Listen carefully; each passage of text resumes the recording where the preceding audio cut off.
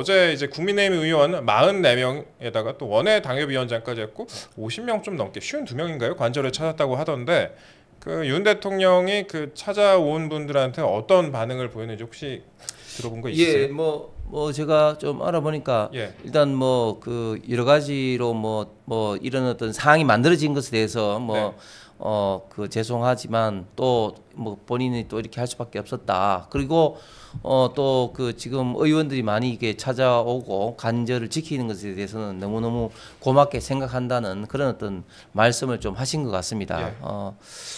저는 뭐 우리 국민의힘 의원들도 뭐 의원들인데 저도 그 며칠 전에 한번 가봤는데 야 정말 눈물 나는 게 예. 최근에 그저께인가요? 저 눈이 또 한남동 지역에 엄청 많이 왔죠? 왔지 않습니까? 아, 예. 그런데 야 그렇게 춥고 눈 오는데도 불구하고 그 수천 명의 국민들이 네.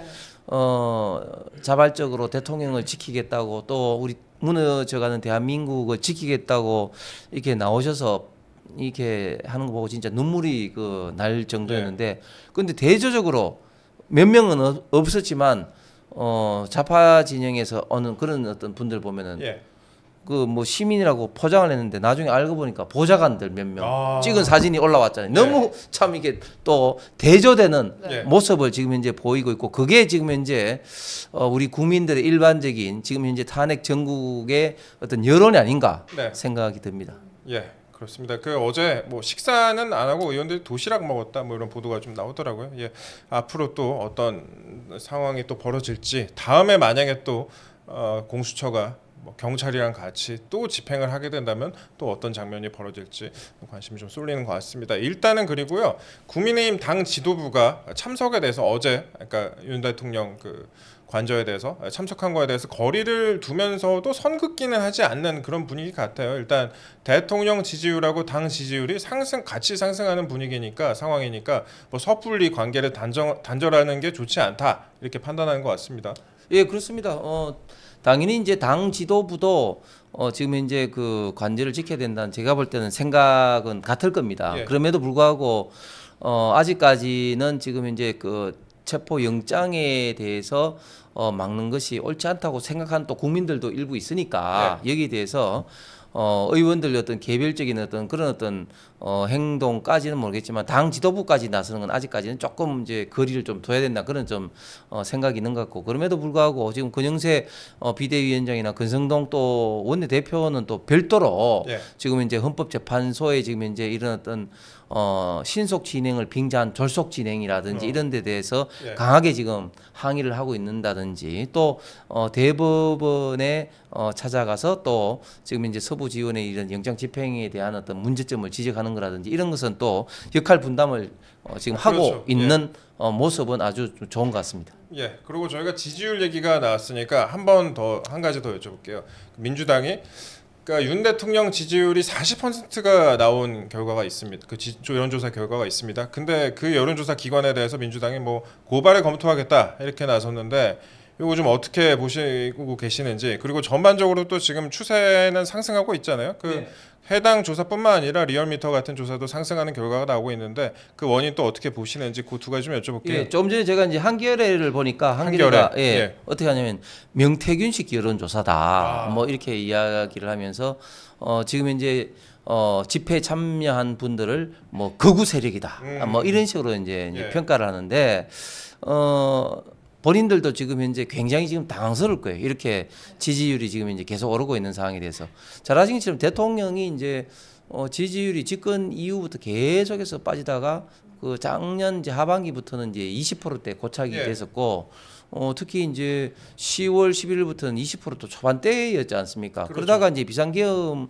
하고 난 다음에 한 일주 열흘 정도는 뭐 10몇 %대로 이제 해서 결국 이제 2016년 11월부터 박근혜 대통령 지지율이 5% 4%에서 그렇죠. 2017년 3월 10일 박근혜 대통령이 탄핵 인용이 되기까지 그 5% 4%에서 꼼짝을 하지 않았습니다. 예. 그렇기 때문에 아마 그런 전철을 밟지 않을까 네. 좌파 진영에서는 좀 기대를 했고 또 저희들도 좀 우려를 했는데 비상계엄 2주 후부터 완전히 이제 반등하기 시작을 했죠. 그래서 처음에 이제 좋은 CNI가 발표를 해서 4.5% 오른 것을 시작으로 해가지고 또 20% 후반대를 찍고 30%를 돌파하다가 연초에 또 그 뉴시스에서 또 의뢰한 또 여론조사는 이제 36.1% 그렇죠, 예. 나오고 그다음에 이번에 이제 아시아투데이 하는 게 40% 찍었는데 또 어제 뉴델리에서 한 건 39.6%를 이제 찍었습니다. 그리고 지역별로도 그렇지만 지역별로도 그 뉴델리 어제 또 여론조사에 참 고무적인 게 서울 지역이 또 47%를 또 찍은 거라든지 세대별로 봤을 때 20, 30대가 또 40%를 넘는 거라든지 2030이 많이 네. 올랐다고 그러니까 나오고. 전반적인 어떤 여론조사도 지금 오르고 있지만 또 세부 지표에서도 지역별로 어떤 여론의 바로미터가 되는 서울 그리고 세대별 봤을 때 20, 30대의 여론 지지율이 오르고 있다는 것은 대단히 고무적이다. 그 다음에 또 한 가지는 이게 추세가 뭐 이게 그러니까 지금 이제 시점적으로 여론조사가 오르는 것보다도 이게 추세적으로 이게 상승하고 있는 맞아요. 게 굉장히 좀 고무적이다는 이런 어떤 말씀을 드리고 싶고 뭐 여기에 대해서 뭐 고발을 하는 이런 것은 뭐 결국은 이제 당하기 때문에 여론조사 기관의 어떤 협박에 불과하다고 이제 생각이 듭니다. 결국 그러면 이제 왜 이제 저는 오르느냐? 결국은 저는 윤석열 대통령이 처음에 비상계엄을 했을 때는 사람들이 놀라고 해서 왜 이렇게 국민들을 어렵게 하고 국가 경제를 어렵게 하는 이런 어떤 상황을 초래했느냐? 어이가 없다. 뭐 이런 어떤 생각을 이제 가졌는데 나중에 시간이 지나면 지날수록 대통령이 이렇게밖에 할 수가 없었구나 하는 어떤 이해를 좀 하게 되면서 특히 이제 민주당이 지금 탄핵을 남발하고 특히 그 한덕수 대행까지도 이제 탄핵을 이제 뭐 하는 거라든지 또 최근에는 보면 또 헌재 심리에서 그렇게 뭐 내란 떨다가 이 내란 부분을 뭐 빼버리는 거라든지 뭐 이런 부분들이 지금 현재 복합적으로 작용하지 않았나 그렇게 생각이 듭니다. 한덕수 대행 말씀하신 것처럼 한덕수 대행 탄핵한 거랑 그다음에 내란죄 철회한 거 이거 후폭풍이 상당한 것 같습니다. 특히 내란죄 부분이 상당한 것 같은데. 네, 맞습니다. 그 탄핵 소추에 찬성했던 김상옥 의원에 이어서 또 안철수 의원도 국민 기망이다 이렇게 얘기를 하면서 재의결이 필요하다 이렇게 얘기를 했습니다. 이거에 대해서는 어떻게 생각하십니까? 예, 당연히 그 재의결이 필요하죠. 네. 사실 지금 그 원래 그 1차 탄핵 안에는 정말 뭐 희한한 여러 가지들 특히 뭐 가치 외교를 빙자해서 뭐 미국이라든지 일본하고만 전화하고 뭐 중국, 북한 러시아 예. 북한하고는 뭐 이렇게 뭐 적대시한 이런 것도 포함이 돼 있다가 이거는 이제 빼버리고 결국 한 게 내란하고 비상계엄 크게 보면 두 가지 아닙니까? 그런데 그 중에서 또 가장 중요한 내란 부분을 이렇게 뺐다는 것은 이게 사실은 말이 안 되는 거죠. 이게 뭐 살인죄로 영장 청구를 받아놓고 이제 나중에 보니까 살인 아니고 이제 뭐 단순한 폭행이네 이런 식으로 해가지고 뭐 이렇게 하는 거하고 똑같지 않냐. 뭐 이런 어떤 생각이 저는 드는데 저는 그런데 참 더 한심한 거는 안철수 의원이나 김상욱 의원처럼 그렇기 때문에 좀 시간적 여유를 두고 탄핵에 결정을 해야 되지. 이렇게 민주당의 어떤 선전선동이 넘어가 가지고 이렇게 덜컥 탄핵에 찬성해 놓고 지금에서는 기망당했다는 그러면 기망당한 사람도 바보인 거죠. 참 안타깝습니다. 그 이제 뭐 보도 나오는 게 뭐 5명 정도는 입장을 아마 바꿀 수 있을 거 아니냐. 지금 당시에 이제 찬성했던 분들도 이렇게 내란죄를 빼버린다 그러면은 당시에 돌아가 보면 5명이 과연 찬성을 했겠느냐 이런 보도 좀 많이 나오는 것 같습니다. 근데 저는 여기서 그래도 이재명 대표한테 좀 고마운 게 결국은 이렇게 빼락한 게 결국은 이재명 대표가 변호인단 내진 소추위원단하고 하다가 이게 되니까 너무 시간 오래 걸린다. 뭐 그런 어떤 생각 때문에 그리고 시간도 오래 걸리고 입증도 그렇기 때문에 빼자 이렇게 해서 결정한 거 아니겠습니까? 이제 그게 결국은 만약에 이재명 대표가 사법 리스크가 없이 시간적 여유가 좀 있다면 이런 어떤 생각을 할 필요가 없었을 텐데 결국은 본인의 어떤 사법 리스크 특히 공직선거법 지금 20 나오기 전에 빨리 끝내야 되기 때문에 이 서두르다 보니까 이런 어떤 국민적인 이런 어떤 비판과 후폭풍을 지금 맞고 있으니까 이런 점에 대해서는 이재명 대표에게 좀 감사를 하고 싶은데 근데 민주당의 이제 논리가 보면은 예를 들면 제가 뭐 그 많은 민주당의 어떤 의원들 논리 중에 이제 그래도 조금 조금 이렇게 이제 그 법적으로 좀 무장을 하고 있는 김용민이라든지 또 이소영 의원 이제 이야기를 제가 자세히 들어봤어요. 예. 그 사람들 논리면 형법상 내란죄를 뺐다 할지라도 내란이란 그 사실 행위는 헌법적으로 포섭을 해서 다 지금 살아 있다. 그렇기 때문에 내란죄를 뺐다고 해가지고 이게 뭐 다시 의결을 받아야 되고 이런 거는 정말 무식한 이야기다. 네. 이런 식의 논리인 거예요. 그런데 그게 제가 어젯밤에도 가만히 생각해 말이 안 되는 게 네. 일단 첫 번째 말이 안 되는 겁니다.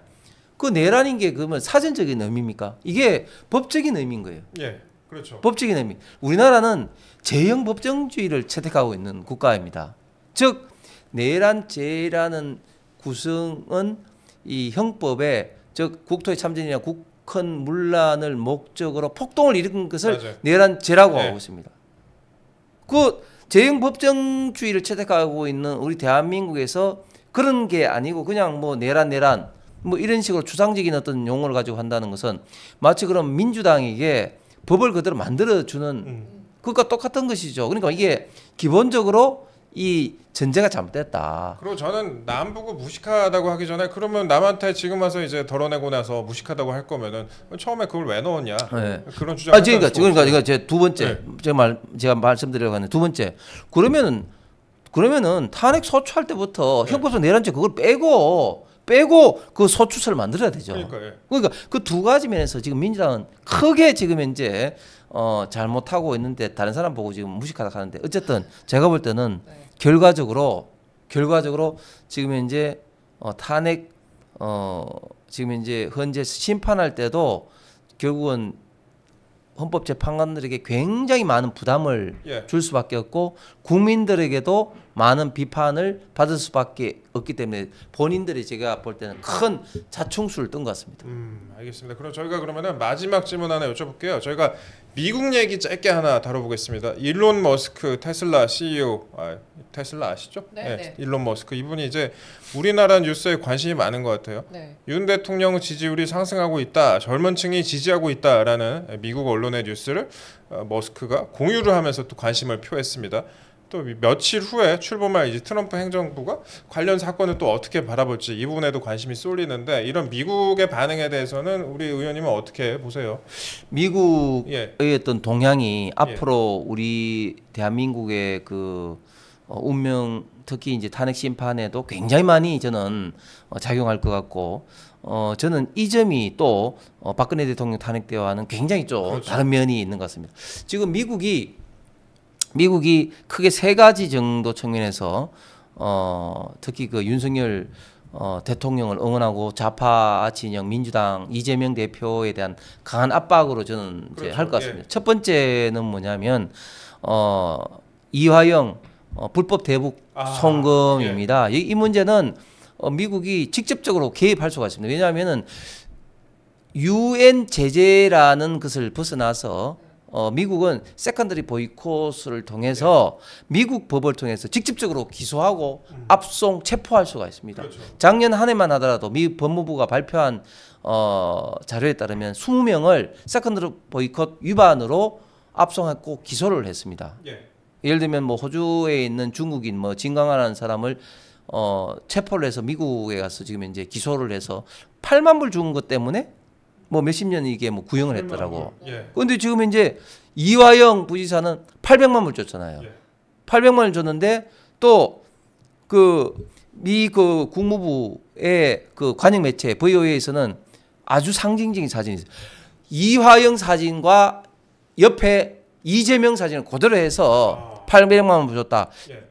대북 송금은 유엔 제재를 명백하게 위반됐다. 이런 식으로 강하게 지금 압박을 하고 있는 상황입니다. 그렇기 때문에 이걸